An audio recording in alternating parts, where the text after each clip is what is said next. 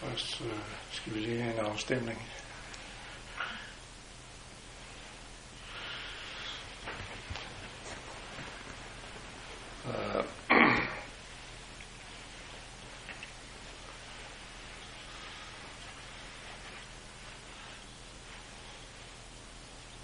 Fordi jeg kan ikke helt bestemme mig i dag.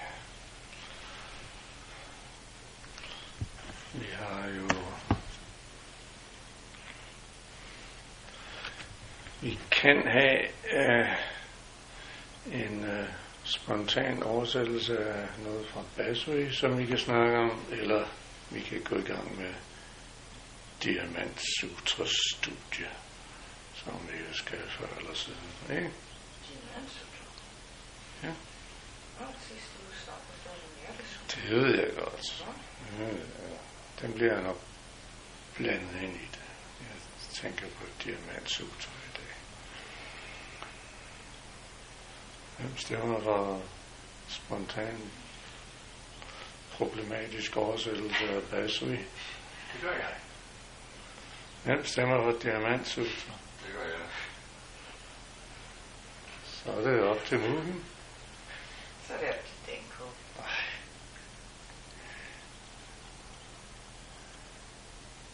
Hvad brænder du mest for? Hvad mangler du mest? Du mangler ikke noget. Jeg kan ikke vide, hvad jeg gør. Kan du ikke vide det? Jo. Kan man ikke mærke sådan noget? Jo. Så mangler jeg vel ingenting. Wow. Ja, det er jo godt svar. Hvad gør vi nu? Jeg stemmer for Diamant Sutra, så det er problemløst. Okay.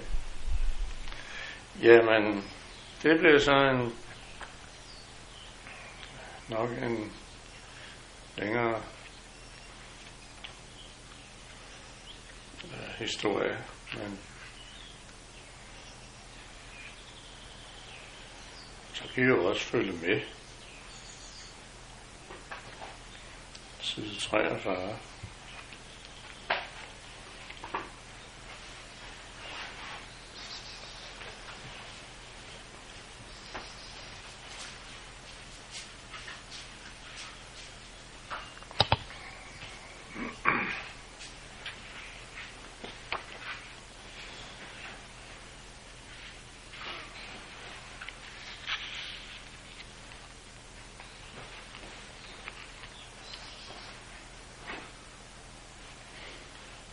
Diamant Sutra, belæringen om visdommens perfektionsdiamant. Visdommens perfektion, det er det, der kaldes Prajna Paramita, ikke også?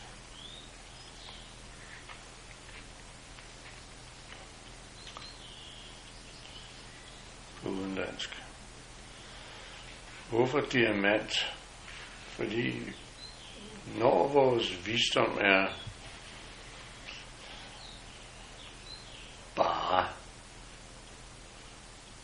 perfekt betyder bare, fordi det er ikke noget, man skal øve sig i at fuldkommen gøre. Det er faktisk bare at være fuldt og klart til stede. Fordi visdommen er indbygget i alt. Så det er ikke noget, man kan træne som at blive professor i et eller andet på universitetet.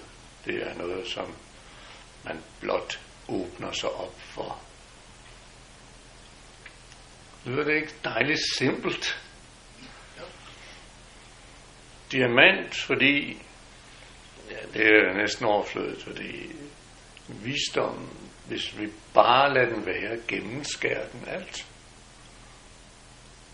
Ligesom diamant kan bruges til at skære i glas. Diamant er det hårdeste, vi kender. Så er den spontant indbyggede visdom, som blot er i stand til at gennemskære al forvirring, vrangforestilling, hvad det ellers kan være. Frygt, uvidenhed, hvad mere? Giv mig nogle ting, vi kan skære i stykker. Intet. Tvivl. Tvivl. Ja. Så med andre ord, nøglen er at kunne være fuldt og klart til stede. Hvor simpelt kan det være? Og spørgsmålet er jo så, udfordringen er, hvorfor er vi ikke det? Sådan hele tiden i hvert fald. Vi er det måske indimellem.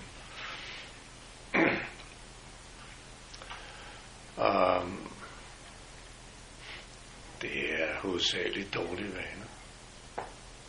Så praksis betyder opdagelse og aflæggelse af dårlige vaner. Meget andet er der vel ikke at sige til buddhistisk praksis, er der?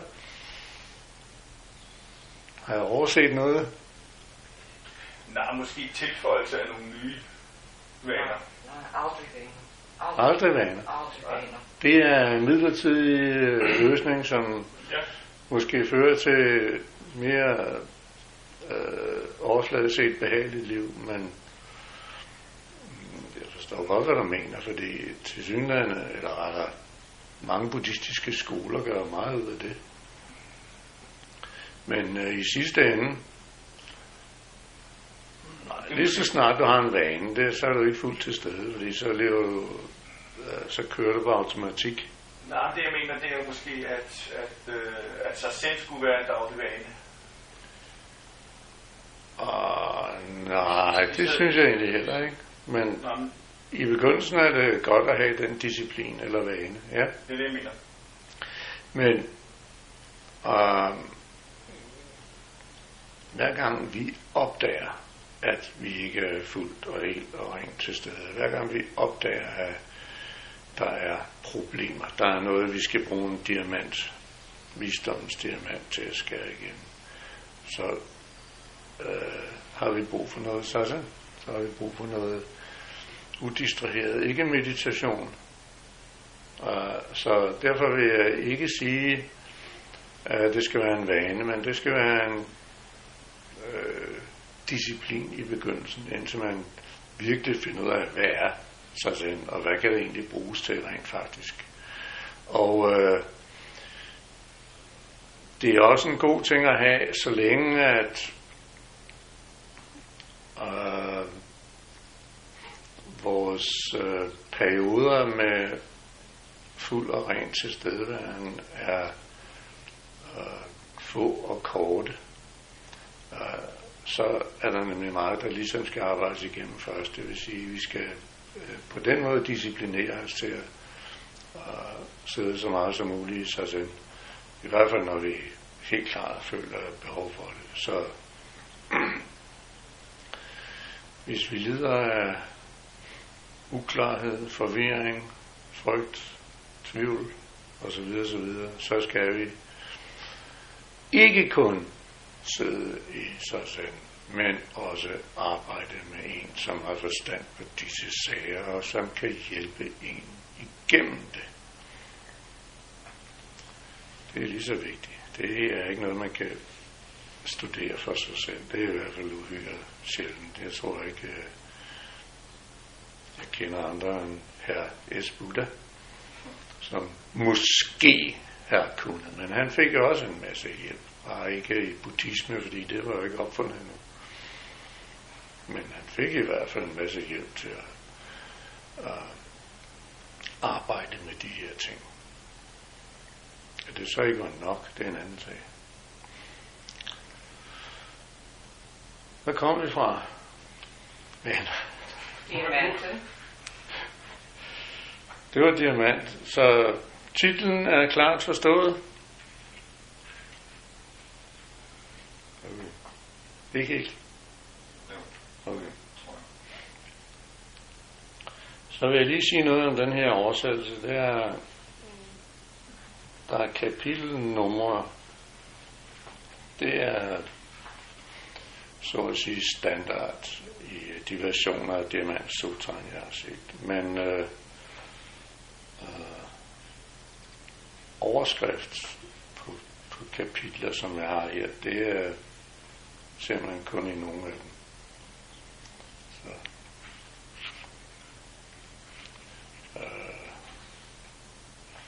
Om de skal være der, om de var i den oprindelige tekst eller ej, det kan jeg ikke sige noget helt konkret om. Det må I ligesom fornemme, hvad I synes, om det hjælper dig. 1. Grunden og årsagen til forsamlingen. Klart nok. Således har jeg hørt. Det er Ananda, som snakker.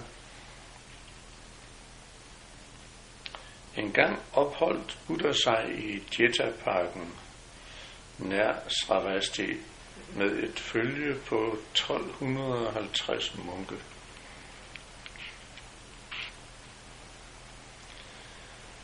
En dag ved middagstid tog den verdensærede sin klædning på og begav sig med tiggerskål i hånden ind til den store by Sravasti for at tigge føde ifølge traditionen. Efter at have tigget fra dør til dør, vendte han tilbage til sit tilholdssted og indtog sit måltid. Da han havde spist, lagde han sin klædning og tiggerskål væk, vaskede sine fødder, ordnede sit sæde og satte sig.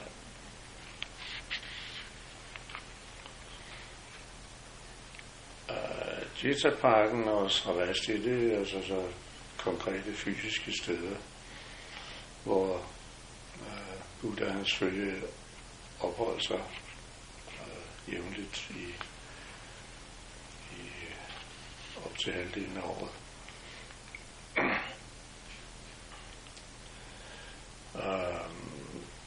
De var jo, som der er mange af i Indien, såkaldte tiggermunke, tiggerhellige.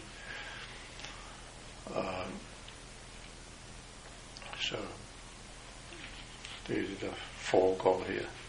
Traditionen er så ikke en buddhistisk tradition, det er simpelthen traditionen i Indien, eller hinduistisk tradition, kulturel tradition dernede.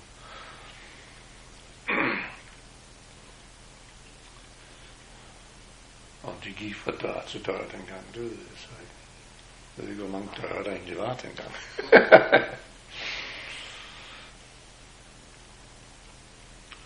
Så de har åbenbart en tiggerdragt, og så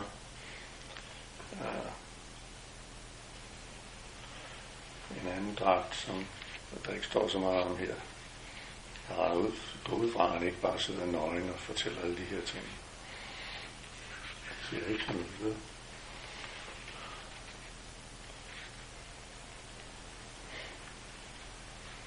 2. Subhuti anmoder om instruktion. I blandt forsamlingen var den ærværdige Subhuti. Han rejste sig, blottede sin højre skulder. Nej, det er han ikke der.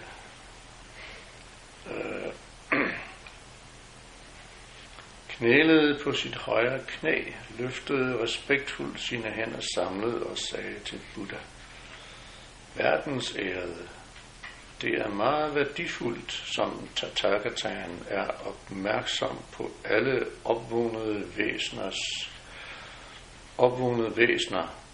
og hvor godt han beskytter og belærer dem. Verdensærede, hvis retskaffende mænd og kvinder ønsker at kende den højeste oplysning, hvorledes bør de forholde sig, og hvordan bør de kontrollere deres tanker?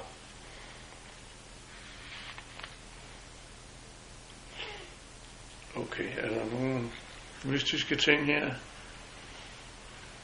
Der er han ikke at gå rundt om Buddha.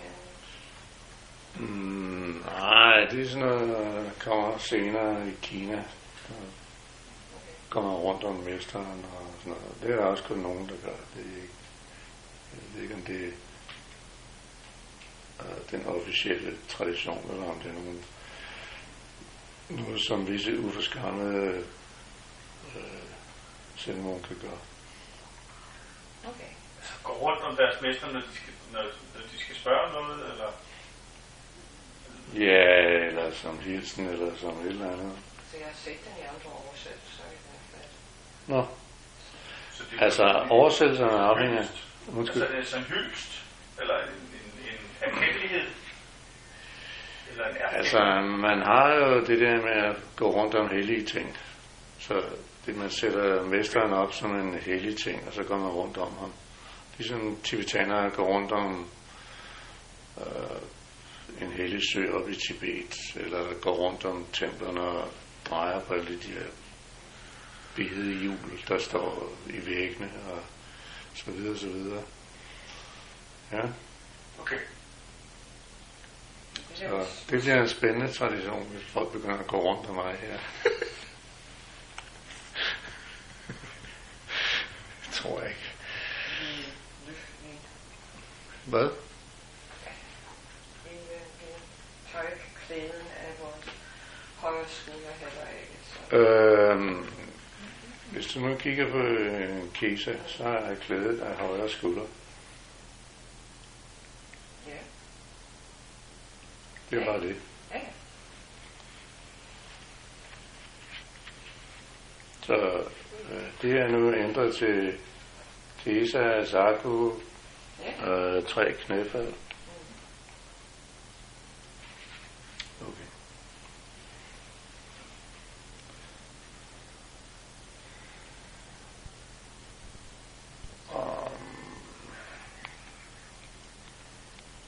Ellers noget, der skal forklares her, eller noget, vi skal diskutere? Det er derfra de der satsang-traditioner så kommer fra. Det her med, at man nærmer sig mesteren og... Nej, de kommer ikke fra Buddha, det er jo hinduistisk. Ja, men det her er ikke buddhisme endnu. Det er derfor, jeg spørger om det. Nej, altså det her, det er jo så på et eller andet stadium i udviklingen af buddhismen. Ja. Ligesom vi er her, vi er på et eller andet stadium i udviklingen af buddhismen. Jo, men altså jeg spørger om det her stammer fra den måde, man så har holdt i visse traditioner. Så man... Nå, du mener, man går op og spørger mesteren om noget, så holder han et foredrag? Ja, det jeg har set med satsang, tænker jeg, at alle i publikum har ret til at nærme sig mesteren og komme med et spørgsmål, efter man så præsenterer sig. Og så er der en diskussion mellem mesteren og eleverne eller publikum, og så går vi kommer tilbage, så kommer den næste. Det er jo også måske lidt mindre formelt. Findes det jo også i hvert fald i visse skoler eller templer. Og nogle steder er det formaliseret som dharma-kamp eller dharma-udfordring, såsom i Mount Trumper kører de det. Andre steder der er det mere som det her. Hvis vi kigger på for eksempel Rinzai Roku, så kan vi se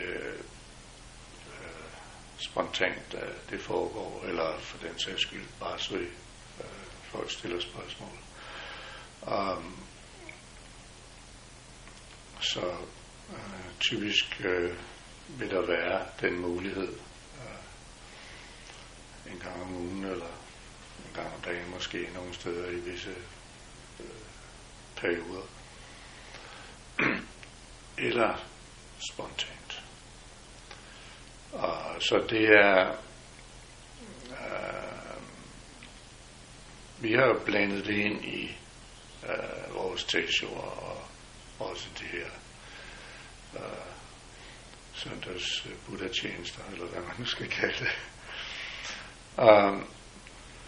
Så vi er blevet ind i og gjort det ganske uformelt. I behøver ikke kaste jer på knæ og 3 gange, eller gå rundt om og hvad ved jeg. Vi kender hinanden, så præsentationen er også typisk, kan vi springe det over. Men ellers, det er jo inkorporeret.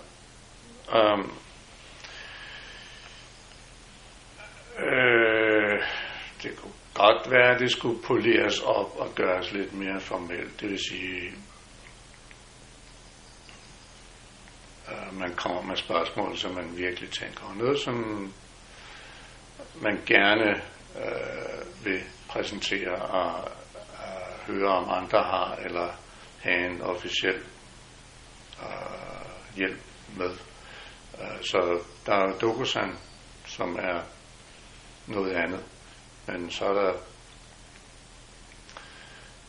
forskellige brændende spørgsmål, som kan opstå, og de kan tages op. Og hvis det bliver mere formelt, så kigger man sgu måske lidt mere seriøst på sine spørgsmål, og kommer med nogle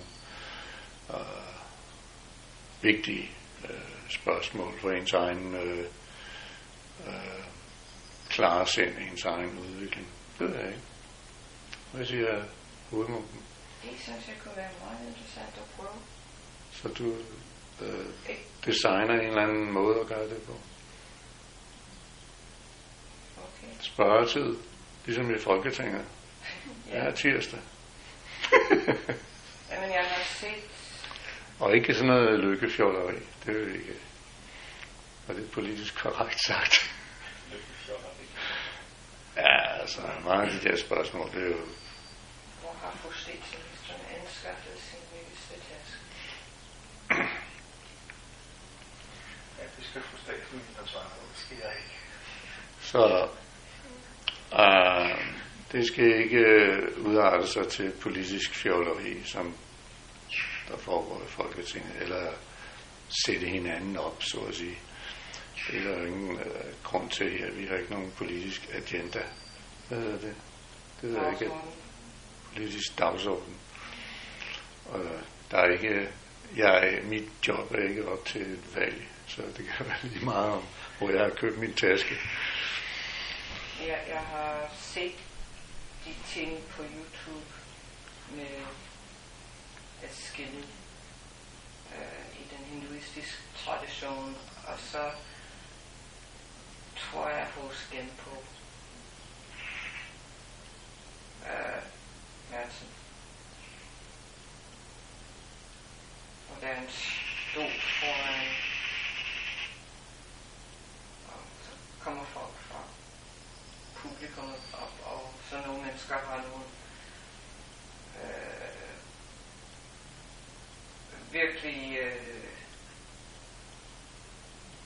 forståelsesting, men andre mennesker kommer med personlige spørgsmål om deres egne problemer, eller hvad det nu er. Og det må være, fordi det er mødet, eller den eneste måde, man møder mesteren på. Nej. Altså, ideelt set skal der nok være 3 forskellige ting. Og det har vi egentlig også her, mere eller mindre allerede. De her dharma-ting, som er offentlige, personlige problemer, som er under, der kommer først DokuSign, og så selve det åndelige studie, det vil sige Koran-træning blandt andet, som kommer i Sansen. Er det sådan, vi deler det op nu? Dags officielt. DokuSign, det er den billige løsning, ikke? Var det sådan? Det var defineret af dem, der kender til det. Jeg ved ikke, om det er en billig løsning. Men, vi har vendt op og ned på det og kalder det Sansen. Eller... Nej, jeg har hørt Sansen andre steder fra, så jeg ved ikke, men lige præcis det der med at kunne møde dig offentlighed i rummet her, uden at være din elev. Ja. Det er det, jeg synes er måske en ny tradition for os, som kunne være meget interessant, og som... Jamen den er... Nå, du mener, så skal vi sætte det op på en eller anden mere formel måde, end bare sådan en løs snak, som vi har nu. Ja, fordi for eksempel, hvis det er hver torsdag, så sådan, man har mulighed for at komme til Tarzan, og så er der mulighed for at og så skal vi komme frem og stille et spørgsmål. Så kunne det være, at folk udefra, som ikke har nogen formel praksis, måske komme, fordi de og søger. så laver vi sådan en streg der, og så skal de stå lige bag stregen der og stille deres spørgsmål. Nej, de skal ikke sidde, de skal stå. Det er min løsning lige nu. Det er mit billede. Okay. Kommer her og står. Og hvad siger I? Sidde eller stå? Opret eller pude? Altså, spørgsmål og svar må være det vigtigste, om man så står op eller sidder ned, det er irrelevant. Nej, ikke helt. Hvordan man sidder eller står, og hvad der ellers er i rent formelt i proceduren, det sætter jo en stemning. Jo, men for mig vil det være ligegyldigt. Altså, på den måde, at det må være selve tingen. Ja. Der er selvfølgelig noget hierarkisk i, eller noget respekt for mesteren i det. Om man står op eller sidder ned, og hvem er højst og lavest, altså i placering. Men det er sådan som det er. Så jeg synes, at hvis man sidder og spørger, så har man skabt ligesom et nyt privatrum i det store rum, hvor man måske vil tør spørge. Nej. Hvorfor skulle der være en frygt?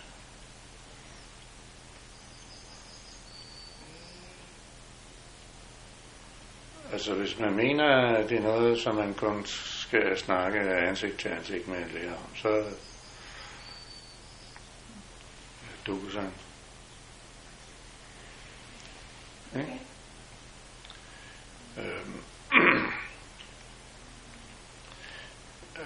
Men altså de fleste ting er jo større end ens personlige liv, og det vil sige, at de skal være offentlige. Og på den måde lærer vi alle om udfordringer i udviklingen af en buddhistisk praksis. Giver det ikke mening? Så nu er translagt til at komme om torsdagen åbenbart. Det var tilfældigt at se torsdagen. Det virker som om man folk dukker op torsdag i stedet for tirsdag. Det kan vi finde ud af, hvornår det skal være, hvis der er interesse på den slags. Først sender vi det ud til folkeafstemning. Jeg synes, vi skal prøve det under åbent kloster med de folk, der kommer. Ja? Ja, det kunne være en prøveballon. Ja, det kan man godt sige. Er det okay med dig? Det er okay.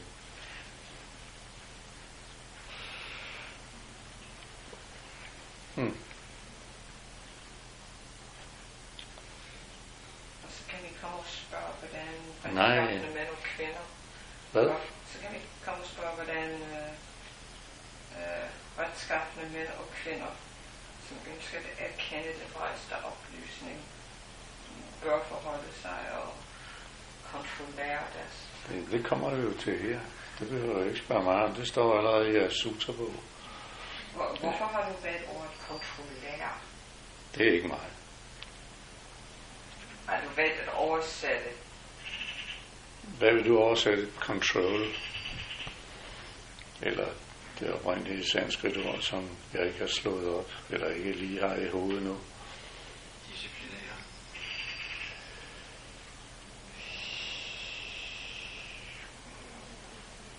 Jeg synes, kontrollere er lidt mere neutralt. Du må have et andet ord i tankerne, Mugen. Dine kontrollerede tanker. Du kan ikke huske, hvad det er. Ja, jeg ved, hvad det vil sige, men jeg kan ikke huske, hvad ordet er. Hvad vil det sige?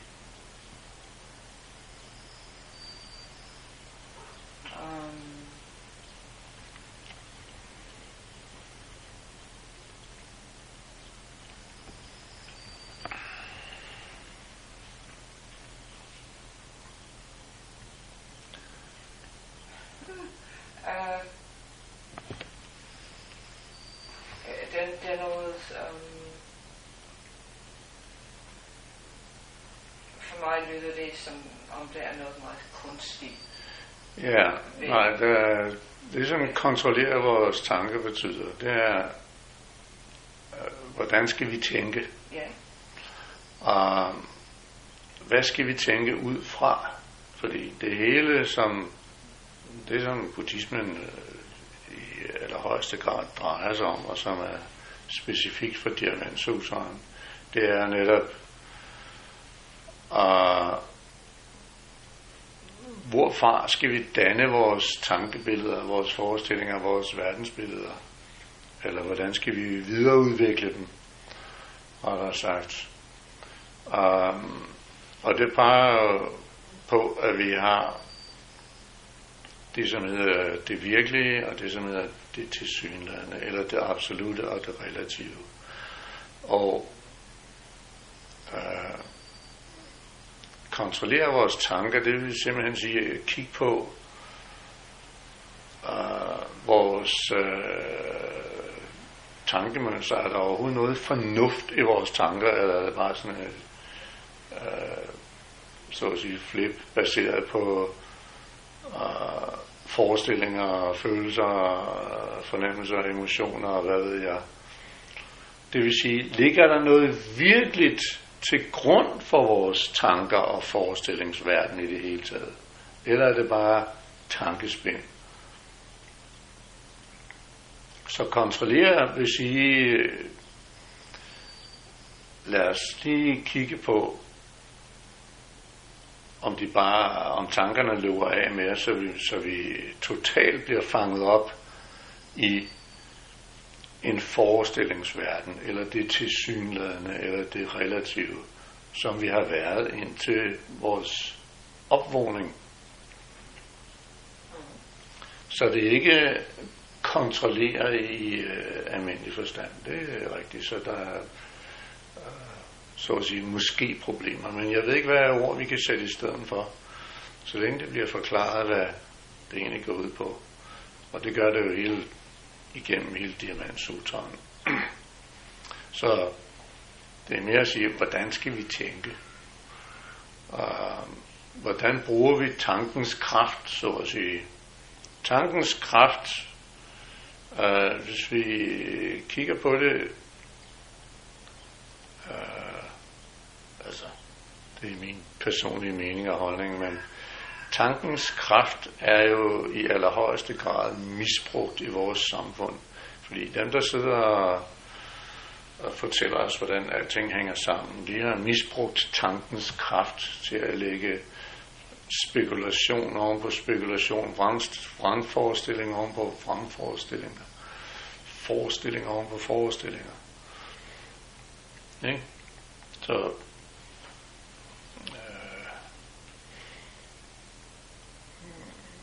videreudvikling af forestillingsverdener, som ikke er baseret på en direkte oplevelse af virkeligheden, som den er, det skal vi altså afholde os fra. Så de forestillinger og forestillingsverdener, som vi nu kunne have lyst til at skabe,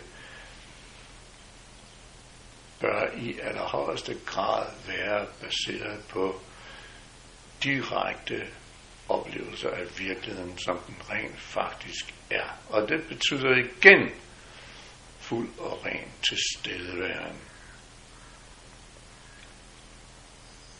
Er det nogenlunde klart? Så næste gang, så får jeg bedre ord end kontrollere. Det eneste, jeg kunne tænke på, var noget omkring mindset. Men den er engelsk. Ja, nej, men jeg tror, det er meget godt at sige, hvordan bør vi bruge tankens kraft, tankekraft, den indbyggede tankekraft, vi har i os, så at sige. Altså, vi har muligheden for at tænke. Vi har en tænkesans, så at sige. Det er den 6. sans.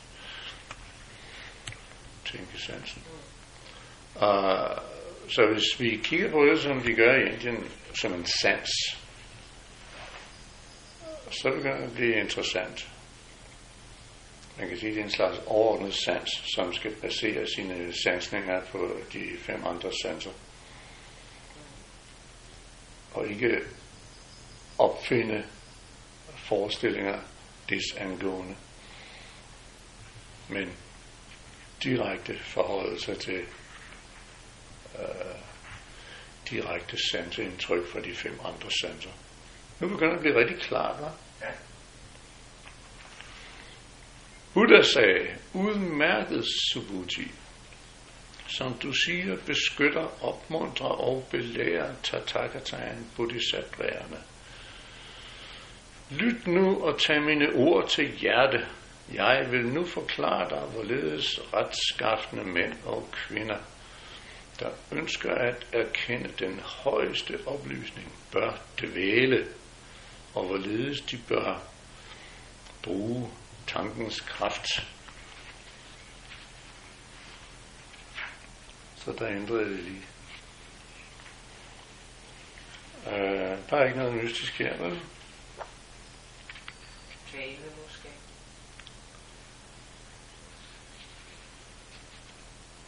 Ja, dvæle nævnte Subhuti vist ikke så meget om det.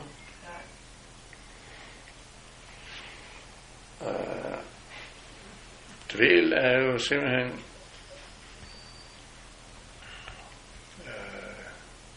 hvil i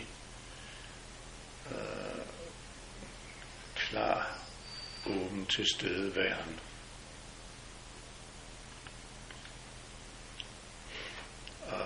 Så vi skal ikke dvæle i dagdrømmerier og fantasier og så videre, så videre. Vi skal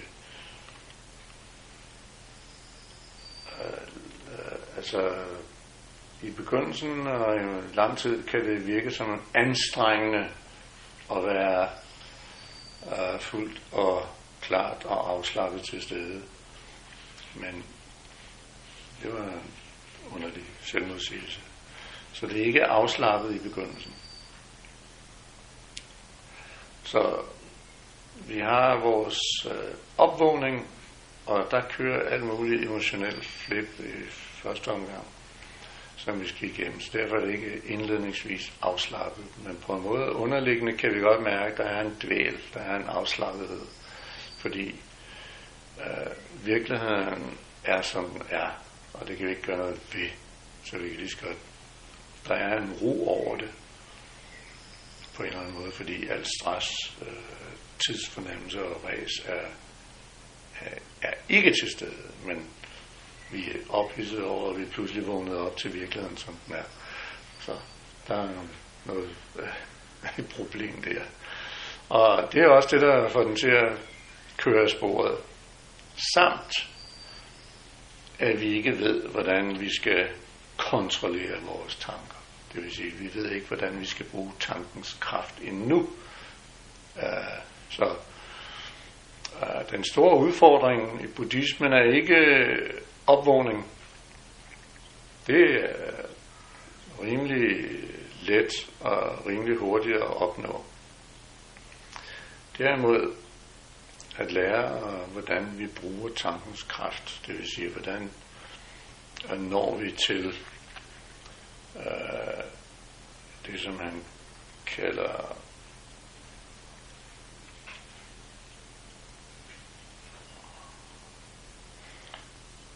erkende den højeste oplysning. Erkende den højeste oplysning er jo, nu er der endelig absolut fred i sindet. Vi dvæler simpelthen i virkeligheden alt, i hver eneste bevidste, vågne øjeblik. Det kræver, at vi lærer at kontrollere vores tanker, som det er udtrykt her. Lærer at bruge tankesansen fornuftigt. Han er ikke at sige det. Brug tankesansen fornuftigt, eller hvad med det der drømmeflip, som spekulationer og skabelse af forestillinger og verdensbilleder er. Super, ha? Subhuti svarede, verdensæret med glædelig forventning længes vi efter at høre.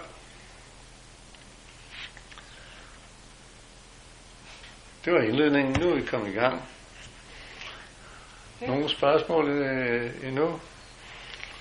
Så nu er vi klar til at gå ind i Diamantsutraen. Det fortsætter vi så indtil vi er færdige med det.